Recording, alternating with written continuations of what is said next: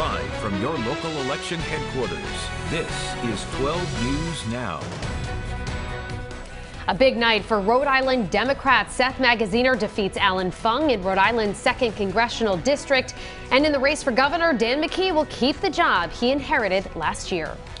Welcome back to our election night coverage. We have a team of reporters covering all the big races. Thank you for joining us on this election night. I'm Mike Montecalvo. And I'm Shannon Heggie. We're joined first by Rhode Island politics editor Ted Nesi. Ted, obviously we have something of an upset in the congressional 2-district race, at least based on all of the polls we had seen throughout the season. Yeah, you know, Alan Fung, we saw in recent days national outlets that forecasts said that race would be trending toward Alan Fung. Seth Magaziner winning somewhat easily. In fact, let's go over to the big results wall and walk through all the big races tonight, and we're going to start off with that 2nd Congressional District race. You see here, Seth Magaziner getting 50% of the vote. Might not sound impressive off the top, but he never got over 43% or so in the polls. Alan Fung getting 47%, never building more momentum from where he was in the polls, and Seth Magaziner clearly building into those undecideds. He wins this, holds it for the Democrats, a seat. Now the Republicans have not won this seat now since 1988. Let's go next to the race for Rhode Island governor, where Dan McKee won a big victory, much bigger than I would say even his own campaign was predicting to me privately. He's winning right now by nearly 20 percentage points. He's got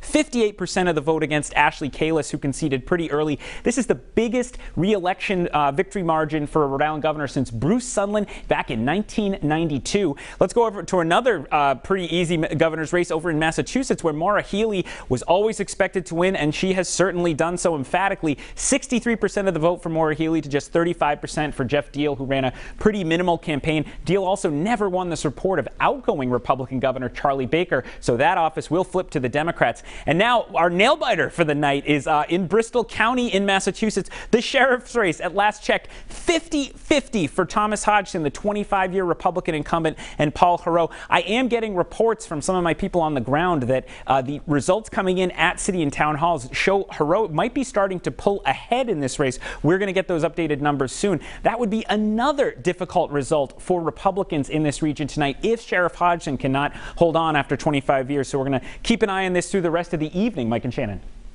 All right, Ted, thank you. And Tim White has been at the Rhode Island Democrats watch party at the Graduate Hotel in Providence. A lot of people probably in a good mood there at this hour, I have to imagine, Tim. Yeah, Shannon, people here, although it has thinned out quite a bit, are in a very good mood. And why is that? Well, call it a clean sweep, a blue wave, whatever you want. The state Democrats here won every single statewide office down the ballot, from governor to both congressional races, lieutenant governor, attorney general, all the way down the ballot. The biggest nail biter for Democrats going into tonight was the race to replace Congressman Jim Langevin. Many thought that it would be a narrow victory for Seth Magaziner, or a narrow path to that victory for Seth Magaziner. In fact, his own internal polls about a month ago showed that he was down, Magaziner was down in the single digits, but then he had a series of debates and he tweaked his messaging, and I've talked to the campaign, feel those were what made the difference in this race. Now, the big question for Magaziner is, what will Congress look like when he is sworn into office in January? He may be in the minority party as Republicans are poised to take control in the House. A short time ago, I had a one-on-one interview with the congressman-elect following his victory, and I asked him how he plans to get things done. As state treasurer, I worked across party lines with Republicans and Democrats to get good bills passed here in Rhode Island, and I hope to do the same in Washington. I mean, you know, it's no secret that I have some significant disagreements with the Republican leadership in Washington, but that being said, I've always believed that we have more in common as Americans than we have different from each other, and so, you know, we try to find those areas of commonality and work together to benefit all Americans. Of course, the other big race, as Ted talked about, the race for governor, with Dan McKee having a resounding victory. We're told that he watched the results with his 94-year-old mother tonight, Willa, who of course was made famous in the campaign ad that Governor McKee had early on in the race. And he told the room when he gave his victory speech that he received a congratulatory phone call from President Joe Biden before taking the stage. As I said, the room has thinned out. Congressman-elect Seth Magaziner is still here with some of his supporters right now as the room is starting to clear out. I have to imagine tonight he's going to sleep like a rock. For now, I'll send it back to you in the studio. Tim White, 12 News. Tim, thank you. Of course, a disappointing night for Allen Fung. Our poll, as you heard us talking about at the top here, showed a month ago him with a decent lead over Seth Magaziner, enough so that this race made national news.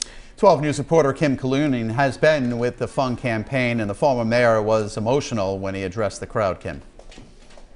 Yeah, that's right, Mike and Shannon. He certainly was. You could hear it in his voice and see it painted all over his face. The operative word here tonight, certainly disappointment. And as you can see, there is really no one left here after Fung gave his concession speech earlier this evening. The crowd really thinned out, and now everyone is sort of packing up and going home. And shortly after that speech, we caught up with him to ask him some questions about what went wrong and what his political future might look like. Take a listen. Mayor, obviously not the outcome that you wanted. The polls had you ahead. What happened? It just tightened up at the end. You know, I'm proud of our campaign, proud of all the volunteers, all the donors, all the supporters that are here tonight. You know, it's a tough one, and you know, we saw not only just Rhode Island, but it looks like New England. It's just very deep blue area, and you know, Democrats came home. So we gave it our best effort. You know, I congratulate Seth Magaziner. What does your political future look like, Mayor? I'm just going to sleep for right now. I'm not going to plan on anything right now. And, you know, I got partners in law practice to get back to. I'll figure out what I do in the future, you know, after I get some sleep. Yeah, this is the third time that Allen Fung has been on the ballot for a midterm, and the third time that he had disappointing results. And so it remains to be seen if this is the end of the road for his political aspirations. Again, as you had mentioned, this race was getting national attention as Fung had hoped to flip this seat red. Again, not the outcome that happened here tonight. Live at Twin Oaks and Cranston, I'm Kim Kalunian, 12 News. Kim, thank you. Governor McKee spoke a short time ago after winning a full 4-year term and holding off a spirited challenge from Republican Ashley Kalus. Here's what he told the crowd. So we got a lot to be hopeful for tonight. And we're just getting started. So I took 2 phone calls tonight. One from my opponent, who congratulated us on our victory. And just a few minutes ago, from the President of the United States. And the President said that he's with us here in Rhode Island. And we want to check in live now with Steph Machado at the Kalus campaign in Warwick. Hi, Steph. Hi, guys. Well, this empty campaign headquarters really says it all. Republicans have long exited their official state GOP party here in Warwick after losing all 5 statewide offices and both United States House seats. Ashley Kalus, who was new to Rhode Island and unknown, put nearly $5 million of her own wealth into this campaign, losing by a wide margin. She took the stage here earlier tonight, giving a short but gracious speech saying she's rooting for Dan McKee. I spoke to her about the race shortly after her concession speech before she left the party. Let's take a listen. You know, I am very proud of the race that we ran. Nobody likes losing. It's disappointing, but I'm so grateful for the support that I've had for our staff and for my family. So it's a little bit wider than your campaign thought it would be. What do you think was the reason for that? I don't know. Tonight, I haven't even looked into that either. In democracy, you win or lose. It's first past the post, so the margin doesn't matter, but the outcome does. And what I really would like is I'd like the best for Rhode Island. So we should all hope that we're going to be able to fix our problems in the state. Everybody should. You wished the governor well on his next term. Listen, not every losing candidate has such a conciliatory message. Why was it that you wanted to make sure that you said that up there? Because it's the best thing for Rhode Island. We all need to hope that the governor does well because that's what's good for Rhode Island. So That is what everybody should hope for. A successful governor is one that is able to deliver results for the people of Rhode Island, and that's all I care about. You think you're going to continue living in Rhode Island? I don't know why that's a question. Yes, I gave up my life to be able to come back home. I never expected to do this, and I will have a quieter life for sure. But I am very grateful for the opportunity, and I look forward to spending more time with my family now. So Kayla says she is sticking around in Rhode Island. It's yet to be seen if there are politics in her future. Again, very disappointing night for Republicans here. They did have one glimmer of hope. They believe they've picked up a seat here in Warwick that used to be held by currently held by Majority Leader Mike McCaffrey. But overall, disappointing night for Republicans. Live in Warwick, I'm Steph Machado, 12 News. All right, Steph, thank you. We want to bring politics editor Ted Nesi back in, along with our political analyst Joe Fleming. They've been going over the results tonight. When you look at it, big win for the governor and disappointing for Alan Fung, who was ahead in the polls. Yeah, and honestly, big night for Democrats across the board. Let's take the governor's race first and just talk a little about this. I mean, we've been saying it, Joe, 58% to 39% right now. The biggest Dan McKee, his own mother, I don't think predicted 58% for Dan McKee. No, I think the McKee people are a little nervous today due to the fact that the vote in the Democratic areas is kind of low, yet he won those areas huge. He got 80% of the vote in Providence, 68% of the vote in Pawtucket, 72% of the vote in Central Falls. So he was able to take those areas. But then in the 2nd district, he only lost Cranston by 1,400 votes. That's a miracle. People thought they thought that the Republicans would do very well in Cranston because of Alan Fung being on the ballot. It didn't happen. He had no coattails in Cranston. Well, and let's move right over to that 2nd district race, Joe, because Seth Magaziner right now, well, that is not the outcome because Seth Magaziner has won that race. Alan Fung, unfortunately, has lost. I don't know how those numbers got a little reversed there, but knowing the result that we do, maybe we can take that down. So Seth Magaziner was surprised to do as well as he did in Cranston.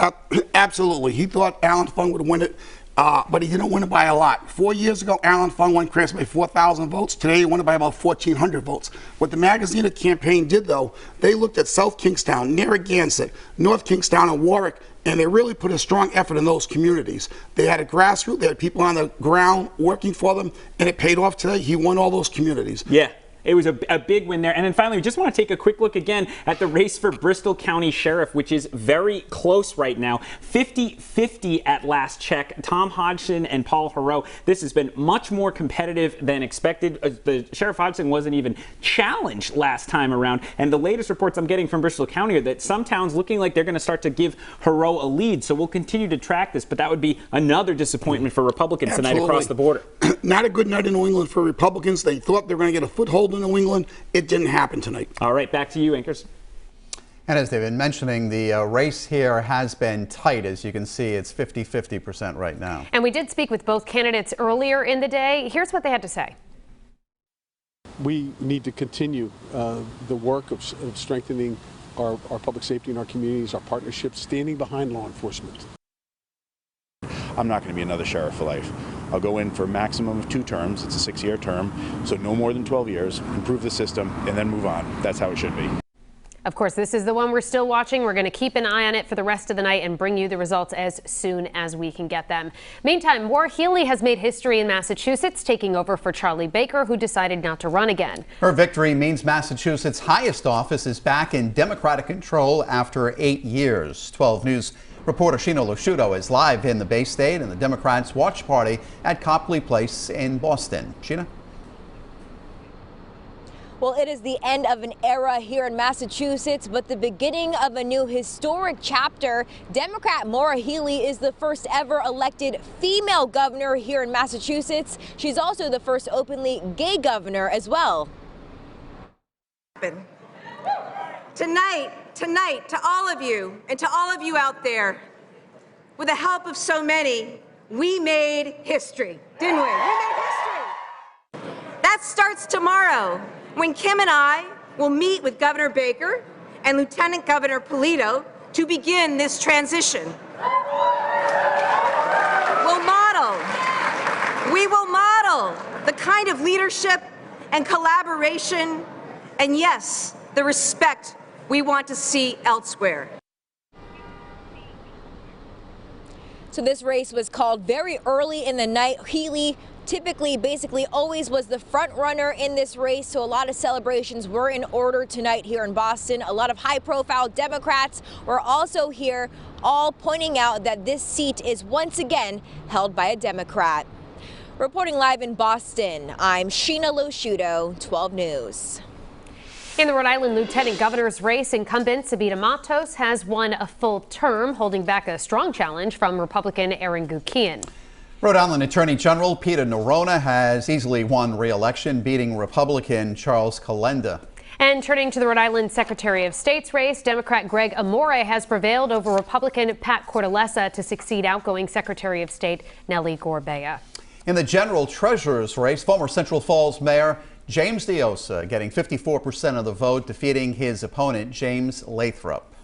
Now in the Rhode Island Congressional District 1 race, David Cicilline has won re-election to another term over Republican challenger Alan Waters, getting 64% of the vote tonight. All right, let's turn to those ballot questions that you had to vote on today. Voters are leaning towards approving question 1 for the state to borrow money for URI's Narragansett Bay campus, with 58% of the vote right now. Rhode Island voters have approved question 2, approving $250 million in bonds to pay for renovations to public schools. Another approval was question 3 here, voters giving 67% of the vote. That's for the $50 million in bonds to fund environmental and recreational projects. Let's take a look now at the balance of power in Washington. There are still hundreds of House races to be called, though Republicans are leading Democrats so far. All right, let's go over to the Senate. It's pretty much a dead heat right now, with a number of Senate races still up in the air, including Pennsylvania, Georgia, and Arizona. And turning now to the Massachusetts ballot questions, these have drawn a lot of attention as well. Question 1, the millionaire tax has been approved, or I should say approval right now, 52% to 48% of voters rejecting it.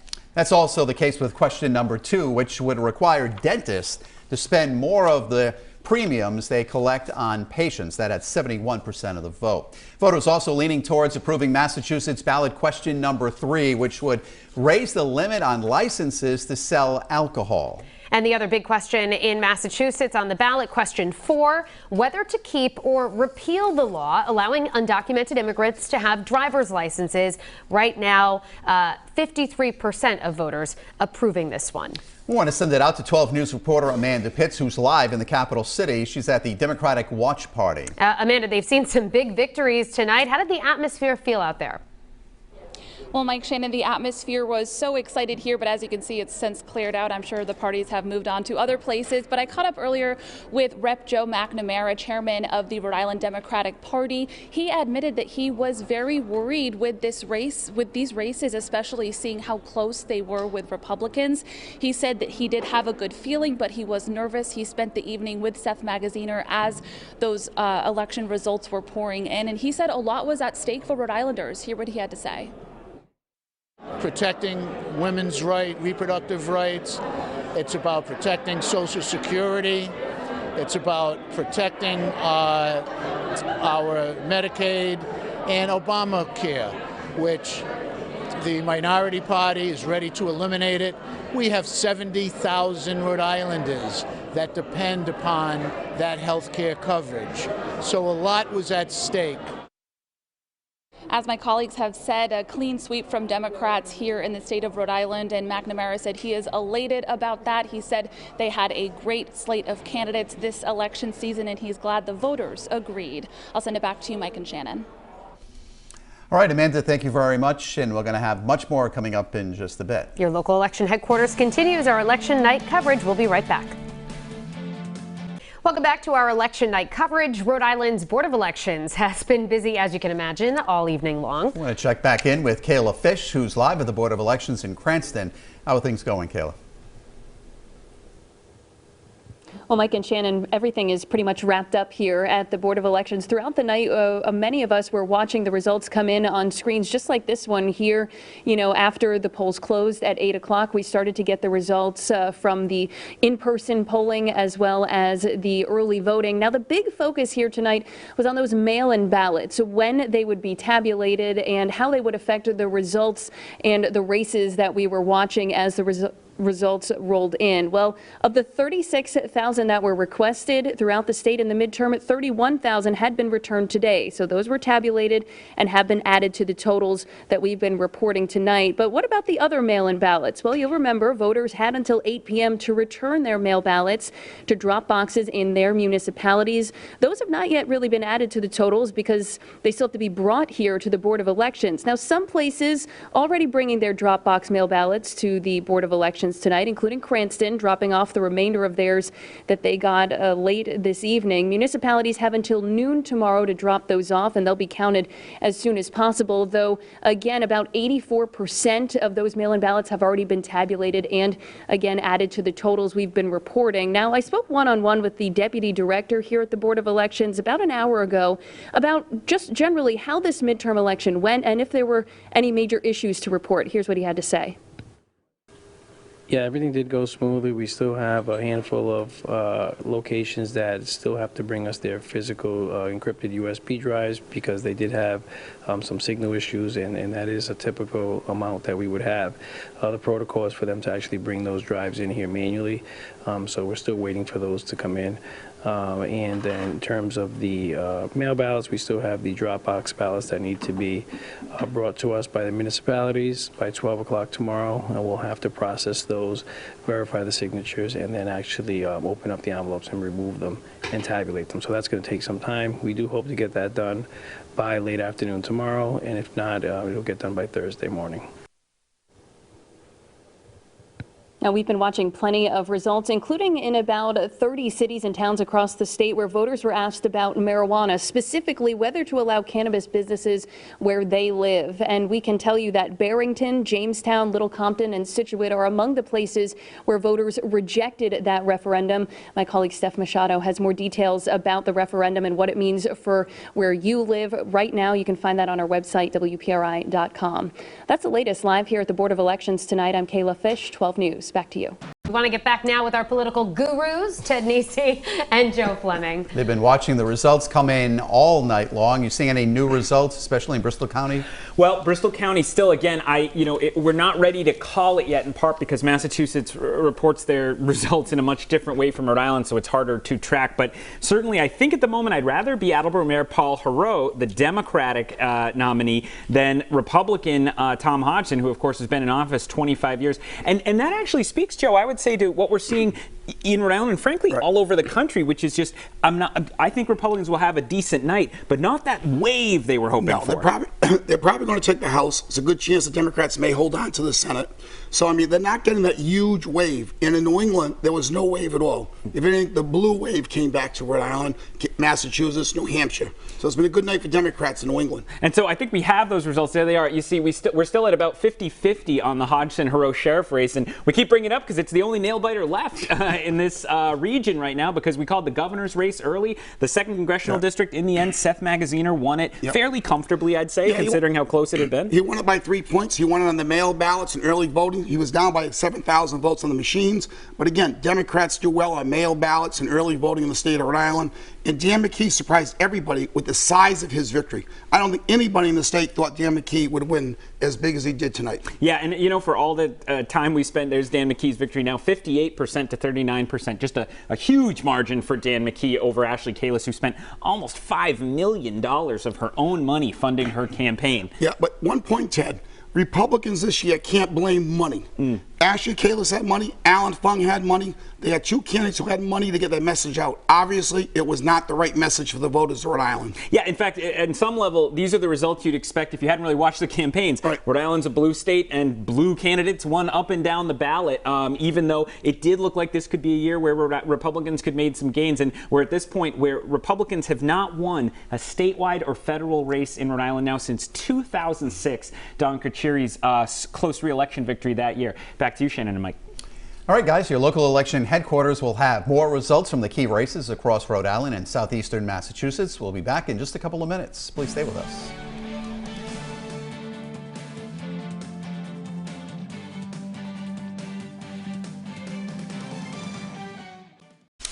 Before we go, we want to give you one more check of the big races in Congressional District 2. Seth Magaziner will succeed Congressman Jim Langevin, keeping the seat in Democratic hands. Governor Dan McKee has won a full 4-year term, fending off Republican challenger Ashley Kalus.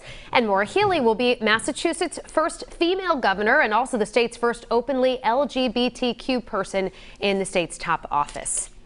Thank you so much for joining us here at 12 News at 11. Stephen Colbert is coming up next. Our election coverage continues bright and early on 12 News this morning, starting at 4:30. Enjoy a good day tomorrow.